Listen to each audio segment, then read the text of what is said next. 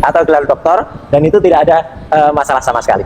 Jadi hari ini saya memang harus mengambil dulu dan menandatangani disertasi yang asli, ya. Ada 3 set disertasi asli yang memang saya buat, dan itu nanti ada di ketemu staf administrasi. Dan kemudian setelah itu saya menandatangani yang namanya form unggah mandiri repository, karena saya sudah mengunggah mandiri repository kemarin, ya gitu. Memang baru saya unggah dan itu tidak ada soal. Ya, memang nggak ada soal, Mas Roy, ya. Berarti selama ini tidak ada yang salah dari kami kemudian mempertanyakan kenapa Mas Roy tidak memiliki disertasi. Oke. Lanjut, Mas. Pan saja orang juga bisa mengunggah, tidak ada persyaratan. Dan yang jelas kalau sudah diberikan juga disertasinya, sudah mengunggah itu clear, tidak ada soal yang diperebutkan oleh para termul yang katanya saya kena aturan. Oke, lanjut. Dan itu berlaku untuk tindak kejahatan atau tindak pidana akademik. Jadi, betul, Mas. Jadi tindak pidana akademik itu misalnya orang plagiat, orang mencuri data, orang kemudian menggunakan tesis atau menggunakan disertasi orang lain. Oke, Mas, ya. Kami bersyukur Masnya akhirnya mengupload disertasinya. Anda sudah menyiapkan sejak beberapa hari lalu, kemudian sudah diupload di disertasinya di website. Akhirnya kita kemudian tahu, dan ternyata juga ya bahwa apa yang kami temukan dalam disertasinya Mas Roy itu sangat-sangat terlihat betapa dugaan adanya plagiarisme, ya. Dan Anda sendiri mengatakan bahwa dalam aturan kalau plagiat ya itu kemudian masuk dalam kategori untuk dicabut gelar S3-nya, kan gitu. Oke, Mas, ya. Tapi sekali lagi soal plagiarisme itu masih dugaan, namun dugaan itu kita lampirkan dengan fakta-fakta dan bukti-bukti. Oke, ya. Tapi dalam konteks itu, guys, ini kita memastikan bahwa apa yang kemudian terjadi dalam kegiatannya Roy Suryo menuju ke kampus sebenarnya nggak ada hubungannya dengan apa yang selama ini kita glorifikasi. Karena yang kita glorifikasi itu bukan substansinya di ijazah asli. Wah, memang ijazahnya ada kok, cuma baru diambil di saat momentum ini. Oke, kita lanjutkan dulu. Enggak semuanya ada. Jadi saya hanya ingin sampaikan, ya, setelah proses ini selesai dan nanti saya sudah menerima ijazahnya, mungkin tidak hari ini, ya, karena ini ada proses yang harus saya lakukan. Maka apa? Saya akan kickback orang-orang yang telah memfitnah itu. Mas, sebelum Anda kickback, alhamdulillah saya sudah kick duluan dan saya menunggu apa yang akan Anda lakukan, Mas. Tapi pada faktanya Anda sudah memfitnah kita sebagai tukang fitnah. Nah, ini problem. Oke, lanjut. Itu bukan hanya pencemaran nama baik, ya, tapi itu sudah membuat persangkaan palsu atau bahkan sudah membuat kabar bohong, dan itu ada kesengajaan untuk mengglorifikasi. Apa yang dia sampaikan ini adalah apa yang dia lakukan terhadap Pak Jokowi sebenarnya, guys, ya. Prasangka buruk, ya, prasangka apa istilahnya tadi, kemudian mengglorifikasi dan lain-lain sebagainya. Tapi sudah, kita bukan bicara soal ijazahnya Pak Jokowi atau masalahnya Pak Jokowi. Oke, ini video singkat saja dari Mas Roy Suryo.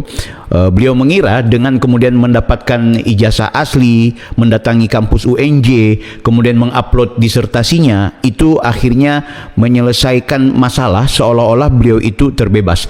Ada yang paling menarik, guys, sampai dengan saat ini ternyata Roy Suryo masih memahami bahwa pelanggaran akademik itu hanya terjebak pada plagiarisme dan juga tindak pidana luar biasa. Itu dalam konteks pencabutan gelar itu benar, ya. Dalam itu diatur dalam peraturan rektor nomor 10 tahun 2019. Mungkin ada yang lebih update. Seperti kalau yang kami bahas ini kan adalah soal peraturan rektor nomor 13 tahun 2020. Ada juga peraturan rektor terbaru itu nomor 5 tahun 2022. Sama, yang berkaitan dengan status mahasiswa, bukan tentang pencabutan gelar. Oke, ini sudah sangat umum dan sudah sangat dipahami oleh teman-teman. Tapi ketahuilah kawan-kawan bahwa kedatangan kami ke UNJ, sekali lagi kita ke UNJ bukan kemudian menyalahkan UNJ secara kelembagaan. No, kami meyakini bahwa mungkin saja rektor, kemudian direktur pasca sarjana dan juga wakil-wakil rektor, mereka kemudian tidak memahami jauh lebih dalam atau mereka tidak mengetahui substansi dari problem Roy Suryo. Tapi ada oknum dari petinggi, ya, dalam hal ini ada oknum profesor yang kemudian membantu Roy Suryo, guys. Ini menurutku adalah sesuatu yang menarik. Dan ini terungkap setelah kisruh dari Roy Suryo ini muncul, ya. Jadi pengakuan dari salah satu pejabat yang ada di UNJ setelah kisruh ini muncul, setelah viral ada masalah Roy Suryo yang berkaitan dengan UNJ ini, terkait disertasinya, ijazahnya, termasuk juga problem ketika dia kuliah, baru akhirnya petinggi yang ada di UNJ ini memanggil kepada pihak tertentu, pihak terkait yang ternyata punya hubungan dengan Roy Suryo, dan akhirnya pihak itu mengakui, oknum itu mengakui, ya, oknum profesor yang ada di UNJ. Sekali lagi guys, kita disclaimer ya, kita tidak pernah kemudian menghajar lembaga UNJ. Kami menghormati UNJ, kita menghormati banyak dosen. Saya punya kerabat, punya teman yang ada di UNJ, mahasiswa-mahasiswa yang aktif di UNJ, ya. Kita tidak seperti mereka lah ketika mereka menghajar UGM, ketika mereka membantai UGM hanya karena problem yang sebenarnya mereka berprasangka buruk gitu kan. Kalau kita tidak pernah kemudian punya sentimen dan kebencian terhadap lembaga. Emang siapa lembaga? Emang apa lembaga kok mau dibenci? Tapi ada oknum-oknum yang sebenarnya mengetahui bahwa Roy Suryo itu sudah melanggar ketentuan akademik, tapi ternyata itu diberikan kebebasan dan keleluasaan untuk menyelesaikan S3-nya. Padahal aturan akademik itu memastikan bahwa yang bersangkutan harus DO, bukan peraturan yang kemudian dibaca oleh atau diketahui oleh Roy Suryo. Dan aku tahu Roy Suryo sendiri nggak tahu soal peraturan yang berkaitan dengan pencabutan gelar. Itu ada di pasal berapa ya, kalau nggak salah pasal 2526 yang ada di peraturan rektor nomor 10 tahun 2019 tentang pencabutan gelar gitu. Itu kita nggak bahas itu. Tapi saya setuju bahwa fakta kami tidak memberhentikan Roy Suryo seperti yang ada di pasal 11 klausul butir E kalau tidak salah. Saya sudah baca berulang-ulang itu, status mahasiswa itu gugur apabila di E itu jelas melakukan tindak pidana yang telah memiliki kekuatan hukum tetap. Ya, itu yang tidak dilakukan. Kenapa tidak dilakukan? Tidak pernah ada surat ke saya, dan saya juga tidak pernah tahu Roy Suryo itu orang UNJ. Saya baru tahu 22 Juni ketika Pak Rektor mengatakan itu periksa. Nah, kami kan tidak bisa serta-merta mengambil putusan mencabut ijazah tanpa dasar. Kalau memang ada permintaan dari Mahkamah Agung, misalnya mengeluarkan atau dari instansi manapun dengan putusan inkrah yang menuntut UNJ menerapkan aturan, UNJ terapkan. Kalaupun terkait dengan Pak Roy Suryo ini, terus terang saja, kalau saya pertama tidak tahu beliau lulusan UNJ, tahunnya 2026, sementara kejadian 2023. Lulusnya 2024. Jadi itu yang dari awal kan saya sampaikan, kami tidak punya kepentingan dengan Roy Suryo. Nah, stance kami jelas, sikap kami jelas. Kalau memang, bukan kalau, sudah terbukti beliau memang itu ya. Dan memang kami juga baru mengetahui itu. Dan ketika masyarakat menuntut misalnya diberlakukan aturan itu terhadap beliau ini, ya silakan, kami akan tindak lanjuti sesuai aturan yang ada di UNJ. Kalau hari ini kita mendesak kepada UNJ, ayo lakukan pencabutan gelar, yaitu ada beberapa alasan yang menurutku sangat konkret. Ya, yang pertama adalah alasannya, ya, beliau seharusnya Roy Suryo itu dievaluasi kenapa kemudian diloloskan padahal melanggar aturan yang dibuat oleh rektor itu sendiri. Yang kedua, kita juga menduga ada temuan kita, ada plagiarisme yang ini kemudian sedang diproses dan sedang kita bawa kepada pihak-pihak yang berwenang untuk kemudian mendapatkan atensi dan juga evaluasi yang kemudian memenuhi syarat bagi seorang doktor alumni yang mendapatkan gelar akademik untuk dicabut gelar itu, mengingat ada kejahatan yang dilakukan. Apa kejahatannya? Yaitu kejahatan akademik dengan mencontek yang dia sendiri bilang tadi, ya, Roy Suryo sendiri bilang. Nah, kemudian alasan kami yang lain adalah bahwa yang bersangkutan ternyata juga adalah orang yang melakukan tindak pidana dengan melakukan glorifikasi, menghina-hina orang luar biasa. Artinya sebagai kampus ya penting mempertimbangkan pertimbangkan, ternyata orang ini sangat jahat juga di luaran sana gitu ya. Kemudian yang keempat, ini juga kemudian menjadi tanda, menjadi informasi sekaligus penegasan kepada UNJ kenapa harus mencabut identitas gelar akademik dari seorang Roy Suryo, karena memang orang ini ternyata residivis gitu, artinya mengulangi perbuatan-perbuatannya terkait penghinaan, pelecehan, merendahkan orang lain, merendahkan pihak yang lain ya. Apalagi kemudian sering membuka-buka baju dan kemudian ada personifikasi tertentu yang kemudian beliau lakukan tindakan yang sebenarnya tidak senonoh gitu. Artinya UNJ bisa ini menjadikan sebagai pertimbangan. Kalau dasar hukumnya pasti berkaitan hal-hal yang ujung-ujungnya plagiarisme dan lain-lain sebagainya. Nah, kalau plagiarisme ini bukan cuma peraturan rektor, itu juga peraturan yang lebih tinggi daripada peraturan rektor. Oke?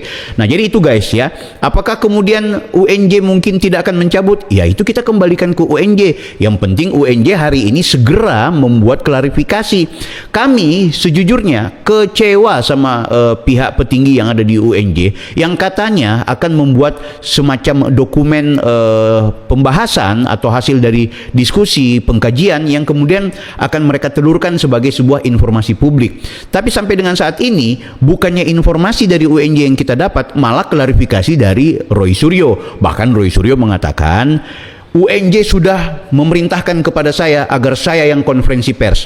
Ini adalah sebuah penyelewengan tanggung jawab, di mana tanggung jawab dilempar kepada orang yang sebenarnya punya konflik kepentingan, orang yang kita duga melakukan pelanggaran akademik, orang yang kita duga seharusnya di DO tapi tidak di DO, dan ada fakta, ada bukti gitu. Jadi kita, Mas Roy ya, saya ulangi lagi, kita tidak pernah kemudian melakukan glorifikasi atau memfitnah bahwa Anda seolah-olah adalah bukan alumni UNJ. Ketika Anda sudah memperlihatkan itu adalah surat keterangan lulus, ya kita meyakini bahwa Anda alumni UNJ. Tapi pertanyaannya, kenapa Anda tidak perlihatkan ijazah? Justru cuma surat keterangan lulus, padahal Anda menantang kepada kami, kepada ruang publik untuk silakan melihat saya punya ijazah ini S1, S2 dan juga S3. Oke? Jadi ya, tapi nggak apa-apa, kickback Anda sudah saya tendang duluan, sudah saya lakukan duluan, dan saya tunggu mungkin besok atau lusa Anda akan melaporkan saya dan teman-teman yang melakukan penelusuran secara objektif, penelusuran secara santun, penelusuran secara baik-baik. Oke guys, di video ini aku janjikan kepada kalian ya, ini sekaligus peringatan buat oknum ya, oknum profesor yang sudah tahu bahwa yang bersangkutan ini melakukan tindak pidana yang seharusnya tidak boleh diloloskan sebagai seorang doktor, tapi tetap dilanjutkan. Maksud saya begini guys, kalaupun mau dilanjutkan ya, kalaupun kemudian profesor tersebut mau meneruskan, ya seharusnya dia koordinasi dengan pihak pimpinan yang ada di kampus. Ini pimpinan sendiri mengklarifikasi.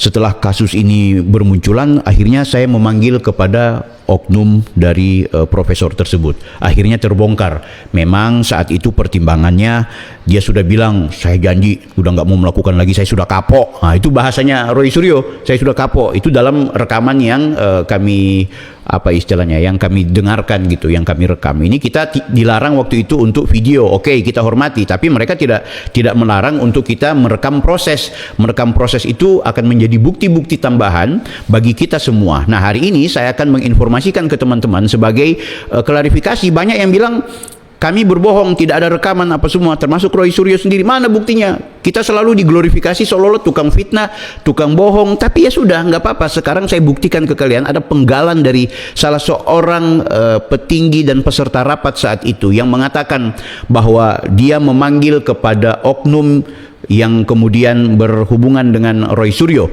dan oknum itu akhirnya mengakui memang saat itu kita mempertimbangkan bahwa yang bersangkutan bisa kita teruskan dan bisa kita lanjutkan, apalagi yang bersangkutan mengatakan saya sudah kapok. Oke, kita dengarkan dulu guys, ini rekamannya. Ini mudah-mudahan bisa jadi sesuatu yang penting buat kita semua. Ya mungkin atas dasar itulah Prof. Hamida kemudian sempat janji juga katanya ke Prof. Hamida, saya tanya, ini akan diulang lagi nggak kasus-kasus seperti ini gitu, kalau diberikan kesempatan untuk lanjut gitu. Dia janji di depan Prof. Hamida, ya Prof. sudah kapok, saya tidak akan Jadi ada seorang profesor yang mempertanyakan kepada Roy Suryo, apakah kemudian janji untuk tidak mengulangi perbuatannya? Enggak, Prof. Saya kapok. Oke? Ya. Pernyataan profesor ini disampaikan ketika kekisruhan ini sudah muncul. Ternyata Roy Suryo dan juga sang profesor sudah tahu bahwa ternyata ini ada problem. Guys. Jadi minta maaf Mas Roy, Anda nggak nyambung ketika Anda mengglorifikasi bahwa saya memfitnah ijazah Anda palsu. Anda mengglorifikasi bahwa Anda itu bukan alumni dari UNJ. Yang saya glorifikasi setelah saya menemukan atau mendapatkan informasi publik, ya, setelah kita mendapatkan informasi dari alumni UNJ bahwa Anda adalah orang yang punya persoalan secara akademik, maka naluri kita sebagai pernah menjadi akademisi, sebagai rakyat, sebagai orang yang kemudian peduli terhadap pendidikan di Republik Indonesia, bahkan sebagai orang yang memberikan dukungan, orang yang memberikan penghormatan terhadap Pak Jokowi misalnya, yang kemudian hari ini Pak Jokowi difitnah, dihina seperti seorang yang tidak pernah kuliah di UGM, padahal kampusnya sudah mengakui UGM itu adalah memiliki alumni yang namanya Jokowi. Soal memperlihatkan ijazah, karena ini masalah hukum maka akan dipersilahkan di ruang sidang. Kemudian kita mendapatkan orang yang sok-sok bicara idealis, bicara bagaimana menjaga martabat dunia akademik, sok-sok mau bicara soal orang lain itu adalah pelaku pemalsu ijazah, selalu merendah-rendahkan orang. Ternyata dia yang selama ini bicara soal penelitian, dia yang selama ini bicara soal ruang-ruang akademik, itu punya pelanggaran secara akademik, dan ini kejahatan, guys. Saya memastikan kejahatan. Kenapa saya bilang ini adalah kejahatan? Karena di saat dia kuliah, dia melakukan tindak pidana. Orang yang melakukan tindak pidana baik atau jahat? Jahat, apalagi sudah ingkrah. Mau dia bilang ini politis atau tidak, ya siapa suruh kemudian melakukan tindakan yang membuat Anda sendiri akhirnya mendapatkan ganjarannya terpidana. Kan gitu. Ini penting ya, sebagai bentuk bahwa pertanggungjawaban kita. Kita dibilang hanya untuk mengalihkan isu. Kita dibilang, ini buat apa mengalihkan isu? Sekarang kan masalahnya Pak Jokowi sudah di persidangan, nggak perlu ada isu apa-apa, tetap sidang gitu loh. Tapi hari ini, kalaupun saya mau melaporkan atas nama warga, kalau saya mau menggugat atas nama pendukung Pak Jokowi, pendukungnya Gibran, emang kenapa? Apa larangannya? Ya kan? Saya punya legal standing melaporkan Roy Suryo ke polisi terkait pencemaran nama baik, fitnah, hinaan, merendah-rendahkan, menghancurkan kehormatan saya. Itu legal standing saya. Saya punya legal standing sebagai warga dan masyarakat yang membayar yang membayar pajak, di mana pajak itu ada APBD, APBN yang kemudian menjadi uang yang dimasukkan untuk kepentingan UNJ. Jadi saya nggak mau kampus UNJ bukan cuma milik rektor loh, UNJ itu bukan cuma milik mahasiswa loh, UNJ itu bukan cuma milik alumni loh, UNJ itu, tapi milik masyarakat Republik Indonesia. Karena ada 20% anggaran APBN kita itu diberikan kepada pendidikan. Maka sebagai pembayar pajak, kita semua sama dengan kalian ketika kalian bilang kami bayar pajak, sehingga itu UGM harus kemudian bertanggung jawab. Sama, kami juga bayar pajak, sehingga itu UNJ harus bertanggung jawab.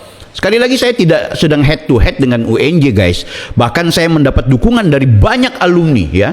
Banyak sekali alumni UNJ, teman-teman dosen UNJ yang memberikan dukungan dan support kepada saya dan teman-teman. Bayangkan ada 20 dosen yang tentu lintas kampus, 20 bahkan sekarang udah ketambah jadi 23 dosen, itu memberikan dukungan gitu. Baik, di dalamnya kebetulan juga ada dosen-dosen UNJ, mengingat ada orang yang melakukan perbuatan yang seharusnya itu dipertanggungjawabkan secara akademik. Kan gitu. Jadi Mas Roy, saya tidak akan pernah mundur dan gentar, dan siapa saja pendukungnya Mas Roy, tanpa mengurangi rasa hormat saya kepada teman-teman. Tapi please, kita harus objektif. Kita harus kemudian melihat ini dari sisi hal yang objektif sifatnya.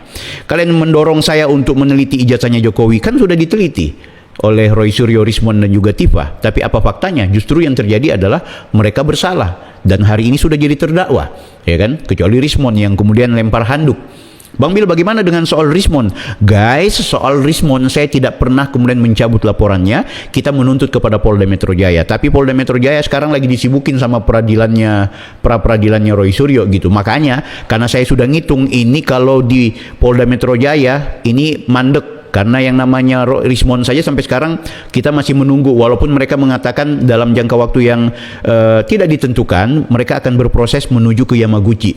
Nah, dalam konteks Roy Suryo, karena saya juga mendapatkan persoalan-persoalannya dan titik-titik konfliknya, maka saya datang ke Jakarta Selatan, Polres Metro, ya. Jadi gitu guys. Jadi ini teman-teman pendukungnya Roy Suryo, saya berharap tolong jangan terjebak seolah-olah kita bicara ijazah asli atau ijazah palsunya Roy Suryo. Yang kita tekankan hari ini adalah ada mahasiswa yang melakukan tindak pidana, dan tindak pidananya tidak perlu tindak pidana luar biasa loh, ya. Karena itu peraturannya. Yang dia bilang tindak pidana luar biasa dan plagiarisme itu urusan yang lain, itu pasal yang berbeda, itu aturan yang berbeda, itu dalam konteks pencabutan gelar. Tapi seharusnya UNJ lewat pimpinannya itu mencabut atau mendeokan, menggugurkan seorang Roy Suryo, yang itu yang tidak dilakukan guys. Nah, memang kita juga perlu menghormati, tidak mungkin rektor, direktur pascasarjana, wakil-wakil rektor bisa mengetahui semua problem mahasiswanya. Saya yakin itu. Saya juga menghormati, tidak mungkin UNJ secara kelembagaan bisa mengetahui problem-problem terkait mahasiswanya, termasuk problemnya Roy Suryo. Makanya kemarin ada salah seorang wakil rektor itu menyebutkan, saya sendiri baru tahu loh, nanti di momentum kapan saya baru tahu ternyata Roy Suryo itu alumni UNJ. Artinya Roy Suryo ini sudah terkenal dari dulu, tapi belum diketahui kalau alumni UNJ gitu. Artinya sekali lagi, UNJ bisa saja tidak kemudian bersentuhan langsung, tapi ada oknum profesor yang ternyata mengetahui kasus dari Roy Suryo, dan Roy Suryo sendiri sudah tahu, apalagi dipertanyakan apakah akan mengulangi lagi. Oh enggak prof, saya sudah kapok, ya kan. Tapi profesor ini tidak jujur kepada direktur pascasarjana, tidak jujur kepada wakil-wakil rektor, tidak jujur kepada rektor, ya kan, malah memuluskan. Ini namanya perbuatan yang sebenarnya melanggar, bahkan kalau nggak mau dibilang melawan ya melanggar hukum gitu loh. Artinya ada seorang akademisi yang tahu ini pelanggaran, tapi kemudian tidak mau melakukan tindakan sebagaimana aturan itu. Nah, sekarang mereka beralibi bahwa itu kan tahun 2018 peraturannya, sementara Roy Suryo angkatan 2016. Ini keliru. Peraturan rektor itu berlaku kepada seluruh sivitas akademika, bukan cuma yang kemudian berdasarkan peraturan rektor di tahun dia terbit. Makanya dalam peraturan rektor ada sebutan bahwa peraturan ini diterbitkan, maka peraturan sebelumnya itu tidak lagi dipakai. Artinya peraturan yang dipakai hari ini adalah peraturan yang diterbitkan sekarang berlaku buat mahasiswa di angkatan pertama sampai dengan angkatan akhir.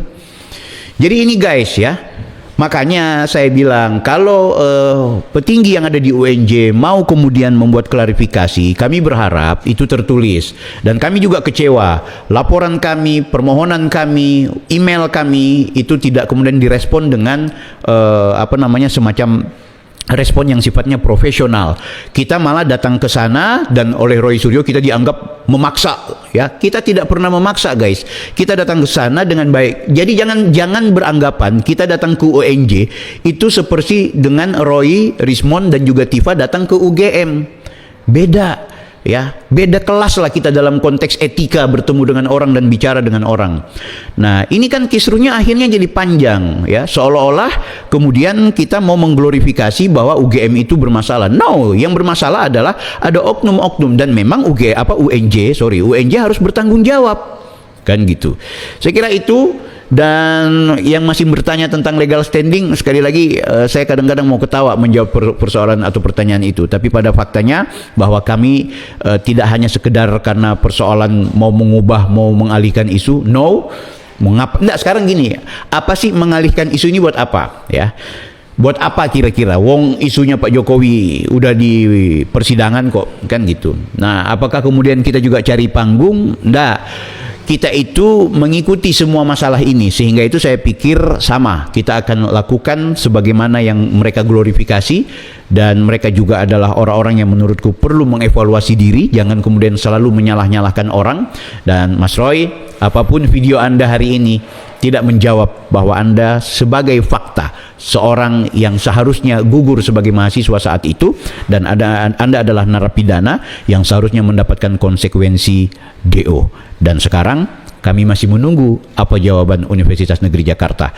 Sembari Anda siap-siap, Anda ternyata ditemukan bahwa semua disertasi yang ada dari bab 1 sampai dengan bab terakhir potensi dugaan sebagai plagiarisme sangat kuat. Saya Bang Bil, kita berjumpa di video berikutnya. Offside.